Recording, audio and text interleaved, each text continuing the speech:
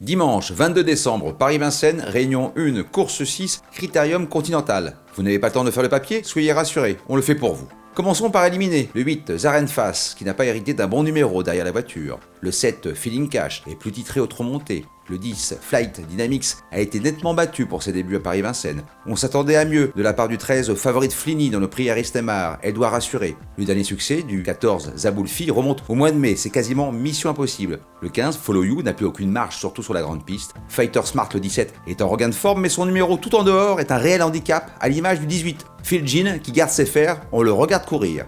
Il nous reste donc 10 concurrents, avec l'As Campo Baia, chef de file de sa promotion en Suède. Déféré des 4 pieds pour la première fois, il débute sur notre sol et son driver va devoir composer avec un numéro piège derrière l'autostart. Le 2, Betting Gangster, est un ton en dessous des meilleurs scandinaves. Mais attention, son entraîneur Jerry Jordan, qui présente 3 partants, aime relever des défis. Il s'était imposé dans cette épreuve avec Treasure Chronos en 2016. FaceTime Bourbon le 3 a signé 17 victoires en 20 tentatives et il est invaincu sur le tracé du jour. C'est l'épouvantail de ce critérium. Le 4, Fakir du Leroux a remis les pendules à l'heure dans le prix Octave Douenel. Pour sa seule tentative pieds nus sur cette distance, il s'est classé deuxième, attention à lui. Depuis que le 5 Frisbee Dame est associé à Alexandre Abrivard, il compte une victoire et 6 places en 8 sorties, un duo d'enfer avec lequel il faudra encore compter. Le 6, Fric Duchesne, est un pisteur. Cela tombe bien, il s'élancera avec le 6 derrière la voiture, un numéro fétiche qui depuis 10 ans est monté 7 fois sur le podium de cette épreuve, soit 70% de réussite dans les 3 premiers. Le 9, Falcao Lorma, est le seul 30 français à avoir battu FaceTime Bourbon.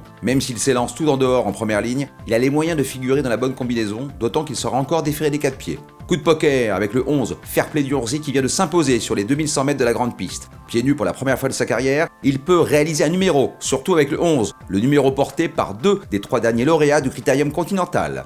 Parmi les outsiders, gardons le 12, Funquick. Il avait échoué aux portes du Quintet Plus dans le Critérium des 4 ans en cas de défaillance des favoris. Et pour finir, le 16, Flèche de Yucca, Paris-Vincennes et son jardin. En 5 tentatives, elle n'y a été battue qu'une seule fois et vu le style de son dernier succès, elle n'a pas fini de faire parler d'elle.